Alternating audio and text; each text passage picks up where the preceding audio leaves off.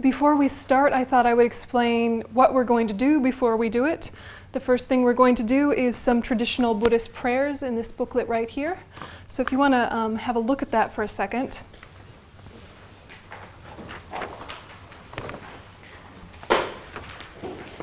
So starting on page 3, we've got praise to Shakyamuni Buddha.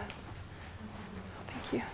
And the reason why we do this praise to Shakyamuni Buddha is that, for one thing, what we're trying to do in Buddhism again and again is remind ourselves that our potential can be developed. And the way that we can remind ourselves that our potential can be developed is to think of people who have already done it. And people who have already done it include someone like Shakyamuni Buddha, who was the historical Buddha that revealed the Buddha Dharma 2,600 years ago. He wasn't the first Buddha, he's not the last Buddha, but he's the one that we really look to as the most recent example of showing the complete path. We say revealed, not taught, because it's not like it was his own ideas. He revealed wisdom that was already there through his own awakening. So when we do these prayers, what we're trying to do is create a receptivity. A receptivity to the teachings, a receptivity or an openness to this unbroken oral tradition that's existed for all of this time. And it's also a way for us to remember that this is the potential of our own mind.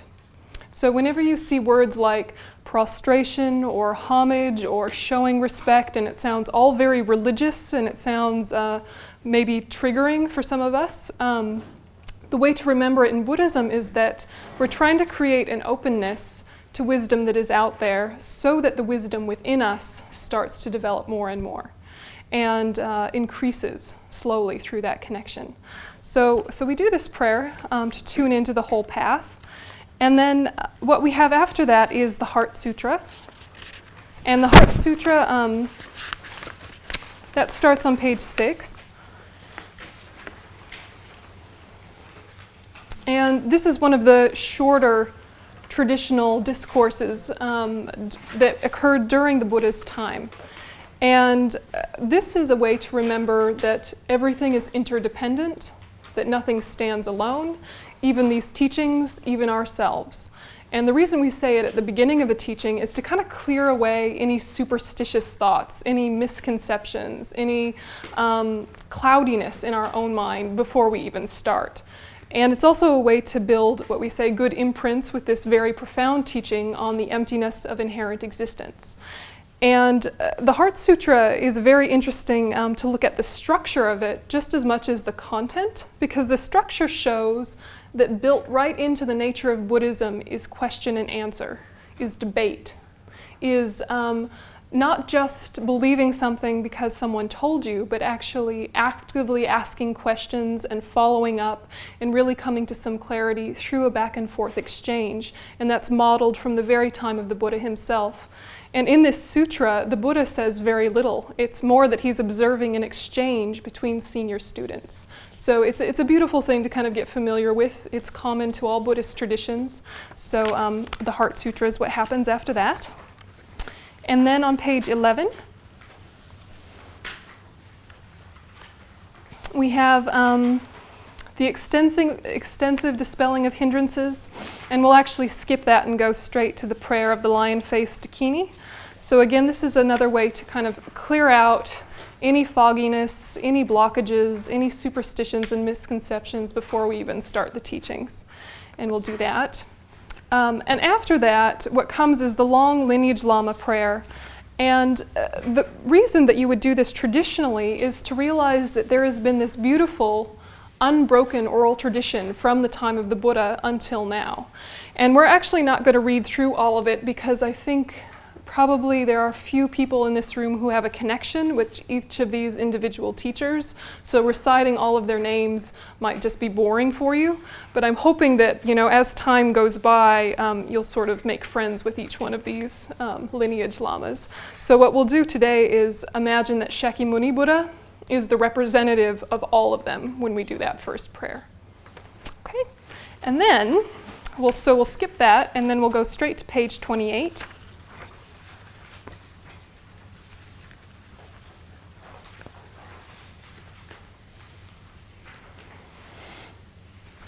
And a lot of this first session is just going to be sorting out logistics for the whole rest of the course, right? Just getting used to procedures and how we're going to structure everything. So I'm not going to have to go through all of this each time. Don't worry, it won't be this boring discourse each time. But just so you know why we're doing what we're doing. And then you can decide to follow along or not. It's totally up to you. So what we have next is Short Mandala, Request to Turn the Wheel of Dharma, and Refuge in Bodhichitta. These prayers we're going to do in Tibetan, and we're going to chant them. And the way that you would traditionally do this is the first 3 syllables. You see it says sa, ji, pu, ki, or 4 syllables. Those ones you just listen because it helps you understand the tone and the pace of the chant. And then everyone joins in. And the same is true for the next 2. So if you're into Buddhist chanting, that's the basic idea, is that the first few syllables you give to the chant leader so that everyone can be on the same pitch and the same speed. And then it's nice, we can all do it together. The Short Mandala offering is basically a way of offering the whole universe to the Buddhas. That's what you're doing internally. And the Buddha does not need the universe. The Buddha does not need your offerings. The reason we do that is when you give someone a present, it shows that you value that relationship, right? We're used to this in daily life. And so by us offering everything to something that we're holding up high, again, it creates an openness and a receptivity. And it also helps us accumulate positive karma so that what comes next we can actually understand. And then we request to turn the wheel of Dharma. And the reason you request is to prevent proselytizing and missionary stuff. It's also to create the causes to understand and hear the teachings effectively. So we don't teach unless we're asked to in the Buddhist tradition. We don't go door to door knocking saying, you want some Buddhism, right? We only do it if we're asked. And so this is where we ask. And then the last one, Refuge in Bodhichitta, this is the very traditional practice of setting your motivation. And the best motivation for hearing, contemplating, meditating, coming to a class like this is in order to develop yourself to be of greatest benefit to all. So our initial motivation might have just been curiosity, right? Boredom, mild interest, or something really broad and altruistic. And it doesn't really matter what initially brought you here. What we're going to try and do is start from wherever you were and expand that out and think, whatever wisdom I achieve, may it benefit all. Whatever peace I achieve, may it have a ripple effect around me. So I'm not just doing this for myself, I'm doing it for this whole room, for this whole country, for this whole world. May there be a positive effect around me due to these teachings. So Refuge in Bodhichitta is the one that we'll do the most often. All of these prayers we'll just do at the first class, and then subsequent sessions we'll do Refuge in Bodhichitta just to kind of revive that initial thought. So that's what we're about to do, and then we'll get into the content of the teachings. The way I'm going to structure it is that I'll present this stuff for maybe 10, 20 minutes, and then I'll open it right up to questions. And anything that was unclear, please ask, or anything related that you wanted to add, because there's a lot of senior students in this class. So if any of you senior students want to add something based on what I've presented, then we can do that as well. So there'll be prayers, there'll be 20 minutes of talking, and then a bit of Q&A, and then we'll have a tea break. So 2 breaks, don't worry. I won't just talk endlessly for hours at a time and put you all asleep.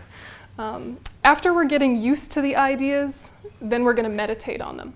So there'll be a bit of meditation and explanation of meditation, and that will be a continuing thread through all of the topics. So before we start the prayers, are there any questions about the prayers? Nope? Okay, so starting on page 3.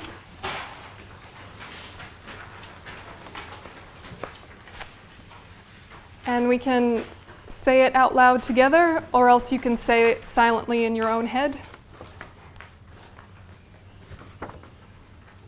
To the founder, the endowed transcendent destroyer, the one gone beyond, the foe destroyer, the completely perfected, fully awakened being, perfect in knowledge and in good conduct, Sugata, knower of the world, supreme guide of human beings to be tamed, teacher of gods and human beings, to you, the completely and fully awakened one, the endowed transcendent destroyer, the glorious conqueror, the subduer from the Shakya clan, I prostrate, make offerings, and go for refuge. To the founder, the endowed transcendent destroyer, the one gone beyond, the foe destroyer, the completely perfected, fully awakened being, perfect in knowledge and in good conduct, Sugata, knower of the world, supreme guide of human beings to be tamed, teacher of gods and human beings, to you, the completely and fully awakened one, the endowed transcendent destroyer, the glorious conqueror, the subduer from the Shakya clan, I prostrate, make offerings, and go for refuge.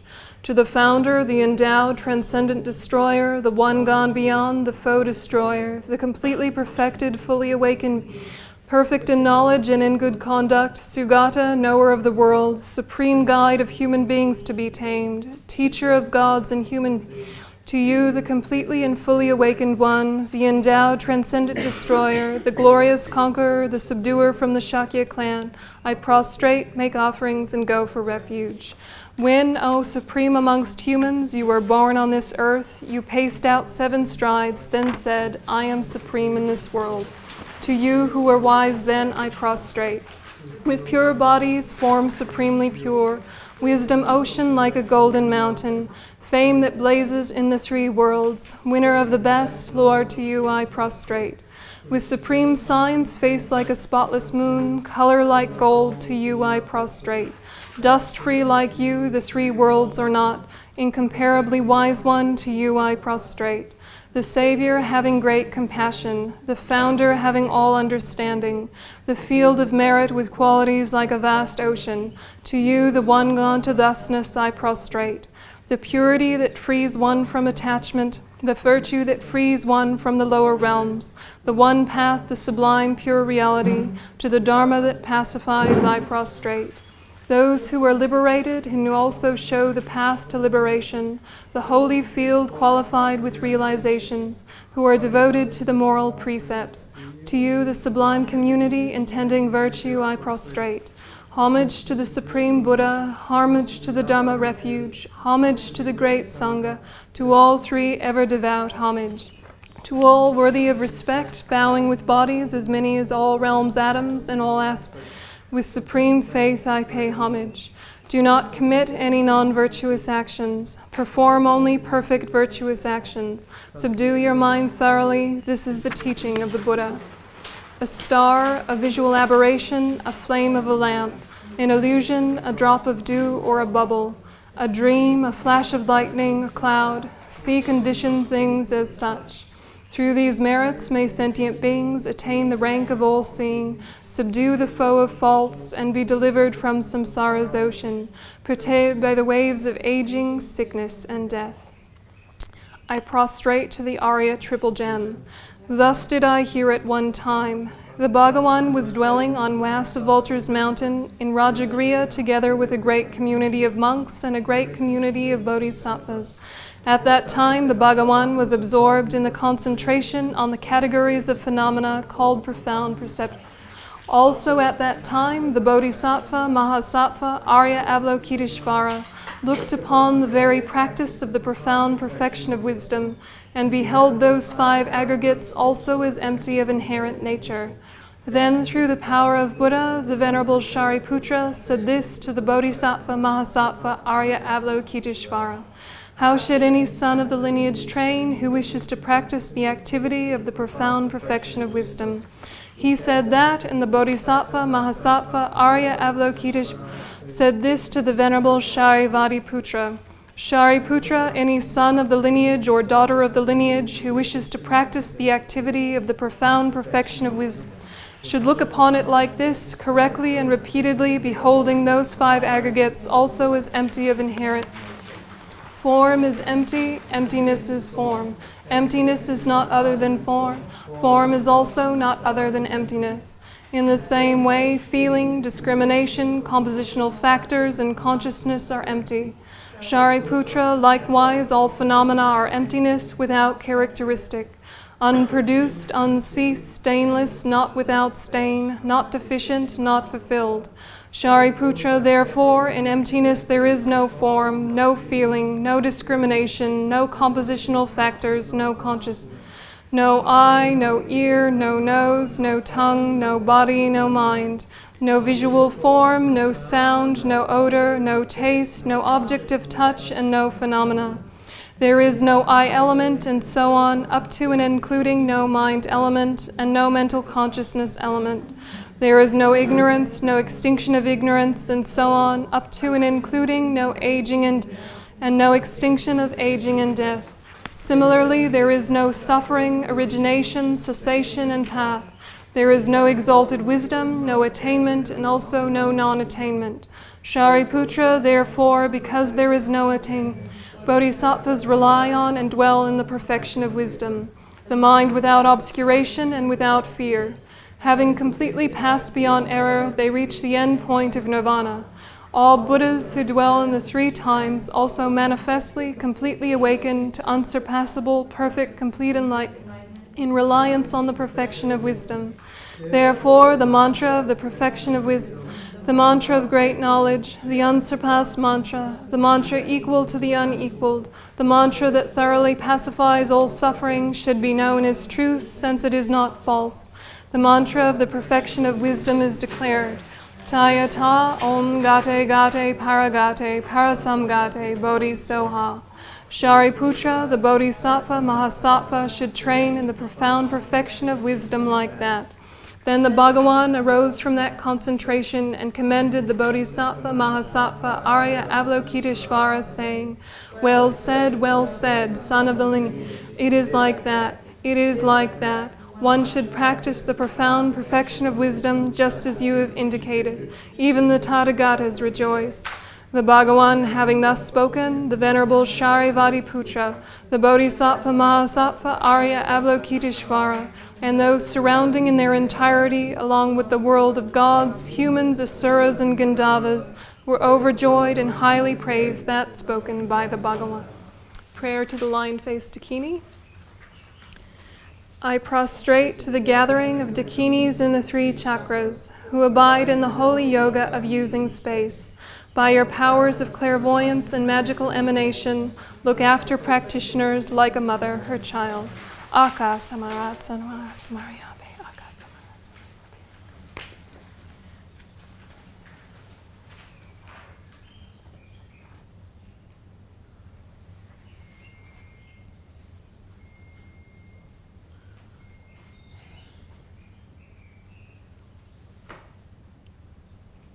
Aka Samarat Samarat Samariyabe.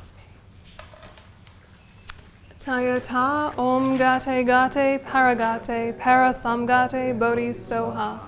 By the teachings of the three supreme jewels possessing the power of truth, may inner and outer hindrances be transformed. May they be dispelled. May they be pacified. Shintum Kuri Soha. May all negative forces opposed to Dharma be completely pacified. May the hosts of 80,000 obstacles be pacified. May we be separated from problems and harmful conditions to Dharma, and may all enjoyments be in accord with the Dharma, and may there be auspiciousness and perfect happiness here right now. Page 28.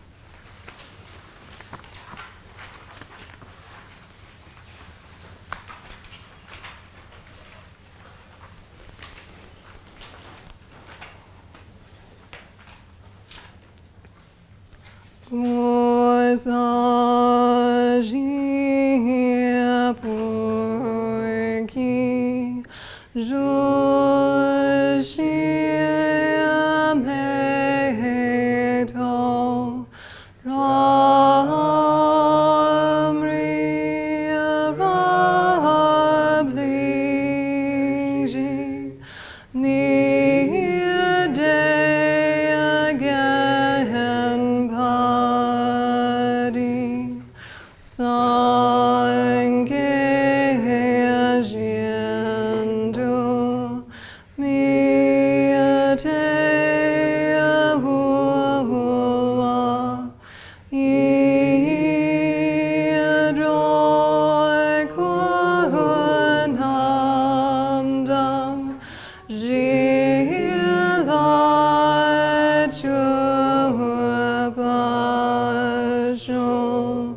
Jetsu Lama Dampa Kinam Kichukala Kyense Chuzindri Jita Sambe Dujezinma Laja Kejuki Japatuso Idam Guru Ratna Mandala Kamniyatayam Sangye Chudon Sogi Chunam La Janchu Badu Dani Gabsuchi Dagi Chunyangi Bezonam Gia Drola Benji Sangye Drupash Sangye Chudon Sogi Chunam La Janchu Badu Dani Gabsuchi Dagi Chunyangi Bezonam Gia Drola Benji Sangye Drupash Sangye Chudon Sogi Chunam Janchu Badu Dani Gabsuchi Dagi Chunyangi Bezonam Drola Benji Sangye Drupash.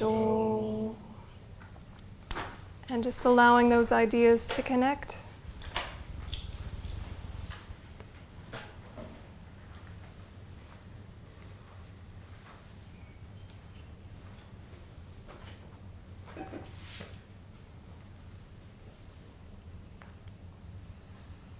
And then setting a very strong motivation to yourself for this course. Think to yourself, the purpose of my life is to free living beings from suffering, to help them develop happiness. In order to do this, I must actualize my full potential, Buddhahood for the benefit of all sentient beings. Therefore, I'm studying, contemplating, and meditating on the stages of the path. And putting that into your own words, letting it connect.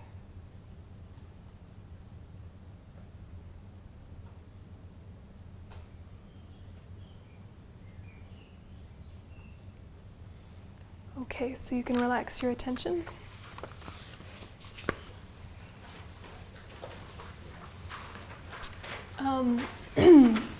So while it's fresh, do you have any questions about those prayers? Yeah. About the Heart Sutra, I used to see it as not as broken lines. What is the reason it is here like a poem and not in a hollow? Right? It's just easier to recite that way. Just easier to recite. Yeah, most other languages have developed a beautiful poetry for reciting the Heart Sutra, and in English it's not quite beautiful yet, but at least it's more rhythmic than it used to be. Yeah, it's a good question. Any other questions? Is this totally new to most of you, or are most of you familiar with doing prayers before classes and these particular ones? These are your old friends, or these are totally foreign? Foreign? Is anyone freaked out? You want to debrief? Right? Before I mention the purpose of my life is, did you have a solid purpose for my life is, or is that a new concept? All right. So if you don't have it clear in your head, make one. So from a Buddhist perspective, of course, we go to stuff because we're curious. We go to stuff for entertainment. We go to stuff for any number of reasons. But what we want to do is say, may it have a beneficial effect around me, not for myself alone. So if you feel mildly entertained and slightly peaceful and you like the process, that's great. But if you can have the sense of it having like a radiating effect around you, that the impact doesn't stop here today in this moment or with you. We want it to have this sort of far-reaching effect. So it also helps us be listening in a different way. If you're listening for yourself alone, you're listening for things that are entertaining.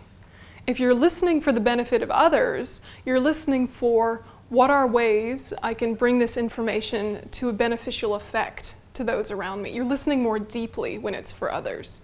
If you imagine you have to explain it to someone, you're listening in a different way. So the side effect of that is that you have a deeper understanding and a deeper knowledge. But whenever you can kind of re-click your mind into for others, for others, for others as your mantra for the day, the mantra for the life, it will go well. So, so we're going to start with what is the point of this topic? Okay, so the topic of this particular series is the mind. And, why do you think we would study the mind? What's the point of studying the mind? Why are you studying the mind? Because I think it's usually before I learn Buddhism, I must say I learned for a while, it is transparent. Mm-hmm. You don't think about your mind. It's as if we are reacting in the world without knowing that we have a mind and we react through our mind. I think it's very important to see the tool, the huge, the very beautiful tool that we have, and how we can use it. Mm-hmm. Yeah, exactly. Yeah, I mean, what else? Why else would you study the mind? I think Lama Zopa, I think, last July in Moscow said, the mind is the boss. This is where the workshop is. Yeah, exactly. Yeah, exactly. The mind is the boss. I mean, he's much more animated than me. He is the boss. You need a fierce gesture. And this is the huge point, right? Is that the basic idea is that we all want happiness and we don't want suffering, but we're confused about what causes happiness and what causes suffering. We think that the causes for happiness and suffering are outside of ourselves. We think that the traffic gave me stress. We think that the cake made me happy. And we give all the credit to external objects and people, when in fact the main creator of our happiness is the mind. And that's not to say that the conditions don't have an impact. The conditions do have an impact. The traffic does have an impact. The cake does have an impact. But the primary creator is the mind. And the difficulty is that we're just basically living through conditioned responses and habitual responses, some of which are very useful and fine, and some of which add more suffering to our life than is necessary, right? And we would say actually no suffering is necessary, but it's happening, so might as well use it, right? And when we study the mind, what we're trying to do really is understand the self. And the self is not strictly speaking the mind, but the self is labeled on the basis of the mind and the body. And there's a few discussions of realms where there are no bodies, but even those realms there is a wind body. So, just for the sake of argument, we'll talk about 5 aggregates, while having in the back of your mind some realms only have 4. So self, me, I is labeled on the basis of body and mind. Okay, the body is something that we are very familiar with. We studied science as kids. We understand the physical world, generally speaking. So we could go into a large discussion about the body, but probably you would get better information from a scientist. And Buddhism and science go together very nicely in the descriptions of the physical world. What we're looking at then is the mind. And this is non-physical from a Buddhist perspective. This is not the brain. It will use the brain, but it will use many other things as well, and it is non-physical. And the mind gets divided up. The mind is not just one blob, right? It's not just one thing.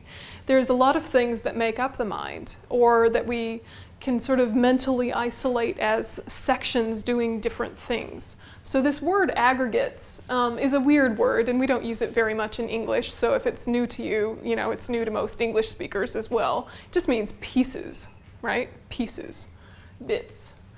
And so we're looking at the mind. And the mind is made up of many, many things, but the main 4 things it's made up of are the primary consciousness, compositional factors, feeling and discrimination, or recognition, some translations use. So this is the bits of the mind, and they're all operating based on different input, both externally and internally. And most of the time, it's completely unconscious. We're just going along with habit. We're assuming that everything we think is true. There's not often a lot of space where we reflect, is my opinion accurate? We assume our opinion's accurate, yeah? When in fact it's just a coming together of many mental moments and external stimuli. So what we want to do is pull it apart and see, why do I come to the conclusions that I come to? Why do I have the experiences I have? Yeah? Why do I have this happiness or this suffering in the first place? What are the pieces that make up my experience? So we study the mind as a way of studying the self, as a way of studying happiness and suffering. And the better you get at understanding the mind, the better you get at controlling the mind. And the more you control the mind, the more you control your own happiness. So if you want to be a good person, you need a good mind, right? And right now our mind is a mixed bag, right? It's an accumulation of good habits and bad habits. And we could actually make some adjustments and change the trend a little bit to be more heavily influenced in a positive way. Okay, so basic things to know about the presentation of the mind from the Buddhist perspective is that the mind is clear and knowing. So that clarity and that ability to know, there's a nice analogy where you can think of it as like water. Yeah, clear in the sense of like reflective. Knowing in the sense that it sees its objects.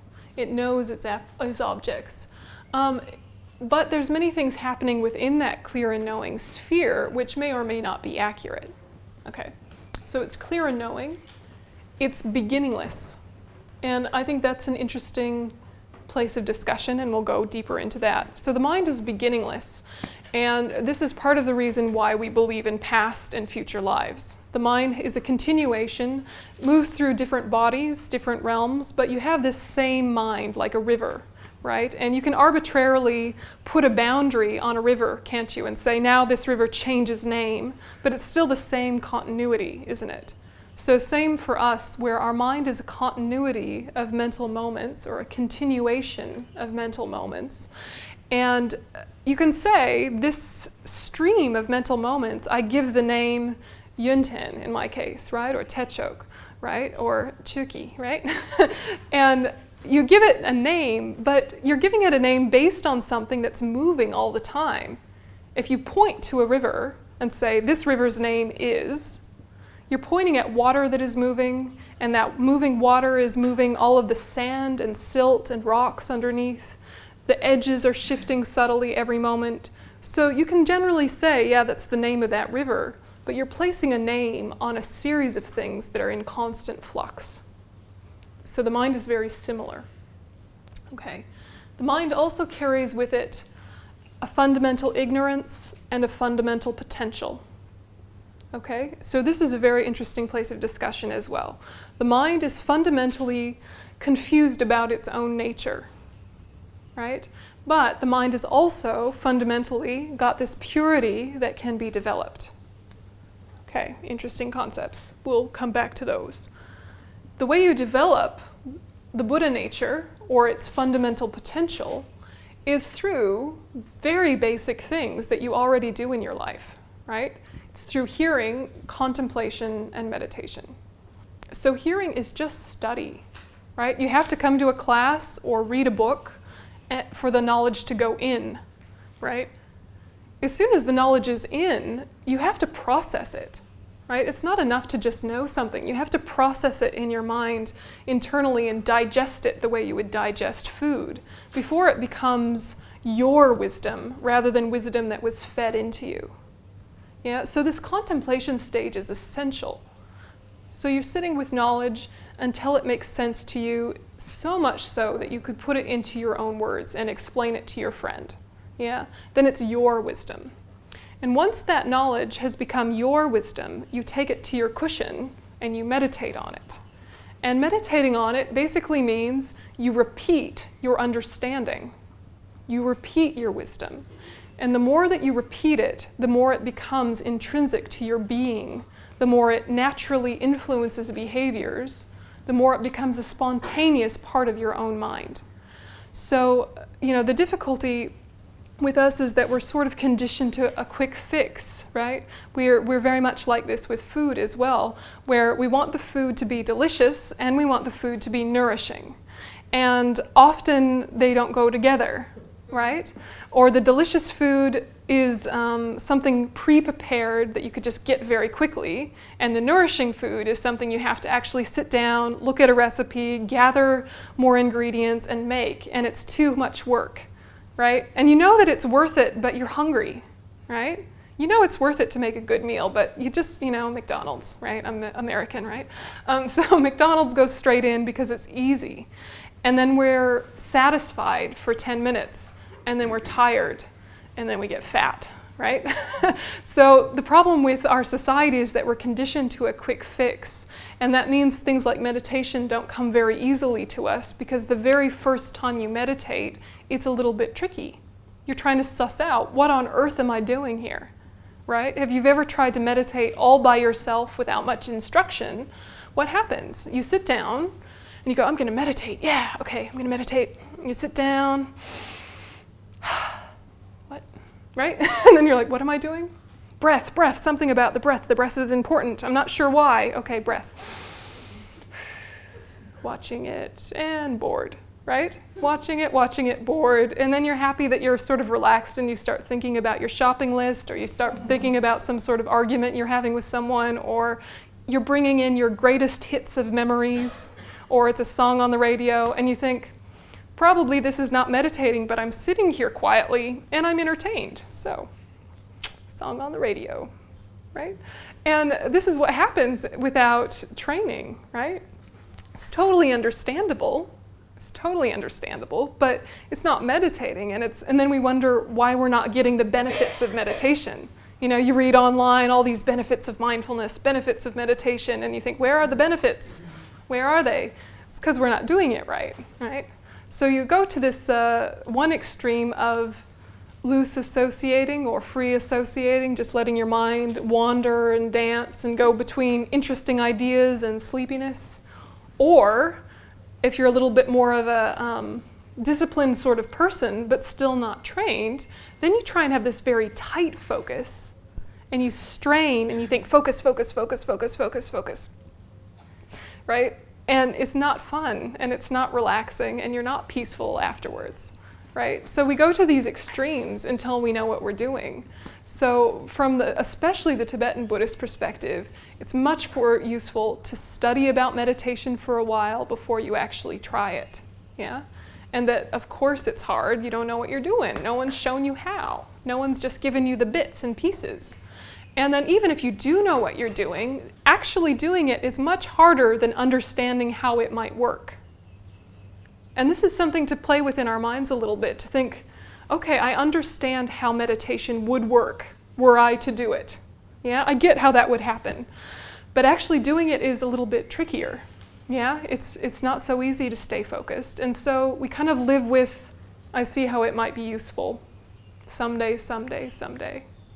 Or for 3 or 4 days I'll do it, and then I'll run out of gas and won't do it ever again. Right? So this is what happens to us, is that we see something and we know it's useful, we're smart enough to understand why it might work, and then we leave it there. And this is the normal modern person's dilemma, is that understanding something stops our process. As soon as we understand why it might work, it's kind of as good as doing it. When in fact that's the beginning, right? Once you've understood it, now you can start. Does that make sense? So we'll talk a lot about how to meditate, types of meditation, what happens to the mind during meditation. But meditation is only one of 3 parts for developing wisdom and training the mind. Just as important are study and contemplation, just as important. And a lot of the benefits of meditation that you get, like better concentration, sharper intelligence, more peace of mind. All of these things also come from accurate study and contemplation when you're doing it with this really broad altruistic motivation. So skills that you learn in meditation are also skills you use in these other stages. So while this is linear, 1, 2, 3, it's a cycle as well. So you'll take some subject like patience or compassion, right?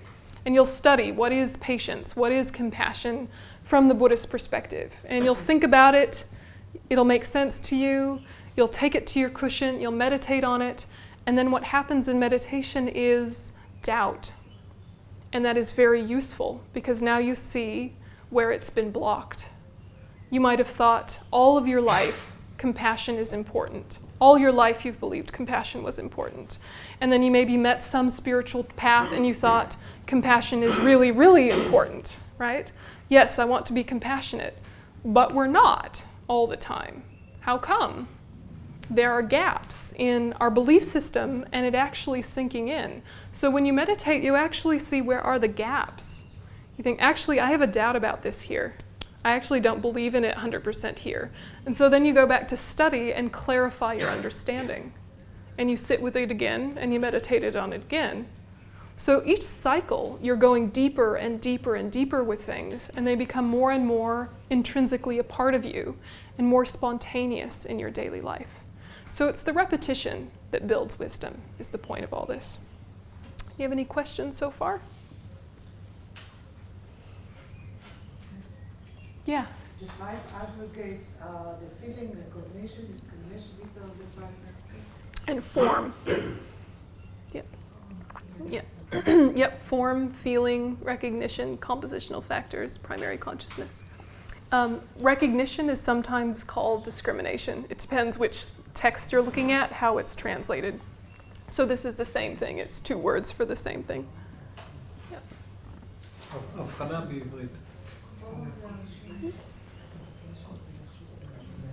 Yeah, help me out with Hebrew, yeah. Throw it out there. Other questions? Yeah. Are you just processing? Do you have any objections? No objections? All right. So what do we do with this information? What do you do with this information? That the mind is clear in knowing that it's beginningless, that it has ignorance, but it has potential, that you can develop it these ways. What do you do with that information?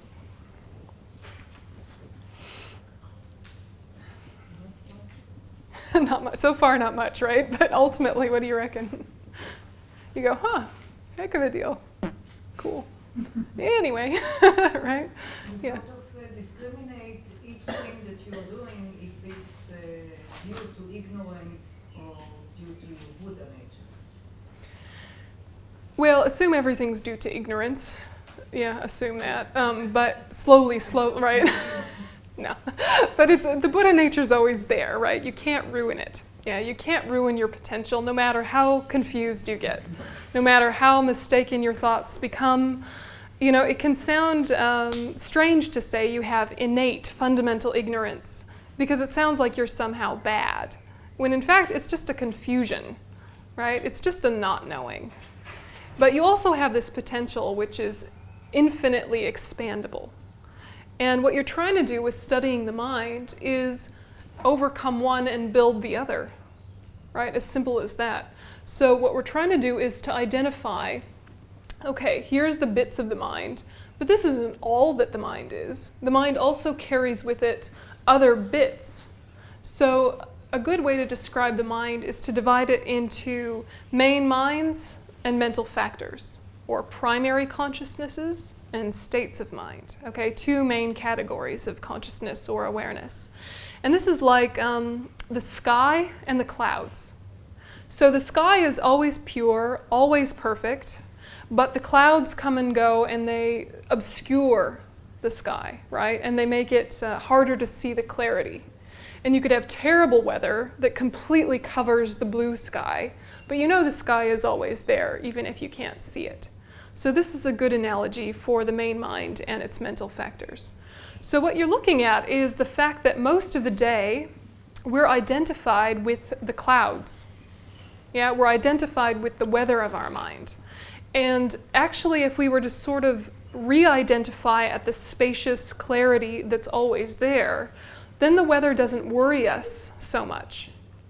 And we also see that just like clouds, states of mind are constantly changing, right? You look up in the sky, you see clouds. For a second, it looks like they're stable, permanent, unmoving things, right? But as soon as you look at a cloud, you notice its movement. As soon as you look at a cloud, it starts to change, doesn't it? Mental factors are exactly like that. And so knowing that these states of mind are in constant flux can actually relax us a great deal. Because if you're very stressed or if you're very angry, you know it will change. And if you're very excited and very happy, you also know that will change. And so you're not so hanging on to it. You know it is in the nature of thoughts, it's in the nature of state of mind to continually change. And so you're not trying to push one away and pull and hang on to another because they're like clouds, they're constantly moving. So you stop these strategies that have never served you well. Because isn't suffering increased when you're worried about suffering, right? There's your headache, and then there's your annoyance about the headache, right? And that's making the headache worse. And then there's your memory of every other headache you've ever had since the beginning of your life and how bad it could be. And you're thinking about, oh, this could get really bad. Oh, no. And you're tensing up and your muscles are tensing up. And now you've just made it worse, right? So you had a headache. That was happening. It was going to end at some point. But because of your stress about it, you're actually increasing its duration, right? So, if you noticed, this is just an experience. All experiences change. There's an immediate relaxation that happens. Yeah, you just sort of wait for it to pass and shift your focus to something else that's useful, right? And then it will die a natural death, right? And same too with anger, right? So anger comes and it's, you're shaking with anger, you're boiling with anger, or you're the sort of person that becomes freezing cold with anger, right? Depending on your style. And when you're in anger, the tendency is to justify it and to give it more fuel so that it will last longer and you'll feel okay for having it. Whereas if you just looked at it without giving it reasons for its existence, it just slowly loses power, drifts away, changes into something else, right? So what we're trying to do in meditation is to notice that there is a difference between the main mind and the mental factors. The main mind is stable, clear, reflective, and the mental factors come and go. So you shift your focus to that main mind and try and create a sense of watching the weather. You watch the fact that it changes. So you have much more direct experience of the fact that it changes, not just a memory, right? Like we have lots of memories of states of mind coming and going. We think, oh, I was so angry about that yesterday, but now I'm fine, right? We know that things change. But what you want to do is to start to notice, even in 5 minutes, there is huge change, right? So in meditation, what you try to do at first is just shift your focus into that spacious clarity and create kind of an observational attitude towards the states of mind that come and go, a watching. And what will happen is that your mind will fall into the clouds and get swept off with them. And every time that happens, you go, oop, oop, oop, I got lost, pull back into an observational stance, a watching stance. So what I'm describing now is a meditation on the clarity of the mind, the fact that there's clarity behind all the weather at every moment. And this can be very useful for the rest of our practice. So you're sitting there, and for a while you're just, what's going on? And then a thought will occur to you, and the practice is to go, thinking, anyway, back to focus. And you might use a focal object to help you stay stable, like the breath or like a mental object. So you're watching the breath, not because the breath is significant in any way particularly, but the breath lives in the body, and the body lives in the present. So if you focus on something physical, it automatically brings you into the present. And so you use this as your like anchor to the present moment. So you're watching the breath, thoughts come and go, and what you're trying to do is to say, I'm not going to push them away, but I'm also not going to feed them. I'm not going to suppress them, but I'm not going to follow them. What if I just watch them? Just watch them come and go. And this is really useful because later you can start to insert control and introduce weather, right? So at first you're just watching the weather of your mind. Later you're actually introducing the weather of your mind or coloring the weather of your mind. And you might say, okay, the weather right now is a little bit stormy, so let's just let it settle. Now that it settles, let's introduce loving kindness. Let's introduce compassion. So that becomes the main activity of my mind. And then whatever I'm doing is under the influence of that activity and that motivation. So you're going to the grocery store, okay? You could go to the grocery store grumpy and stressed, or you could go to the grocery store compassionate and happy, right? You've got choice. But if you don't stop and connect with your mental state, it doesn't feel like there's choice. Right? If you don't stop and regroup and stop and reflect, it doesn't feel like you have any choice about what you feel. Right? So this practice of coming back to the present moment and checking in with what's going on in there really means you have a lot more control in your day. And that's what we're trying to build slowly, slowly. Right? So we'll have a little break, and after the break we'll do this meditation and talk a bit more about it. So go ahead and have 15 minutes. And come back at 5.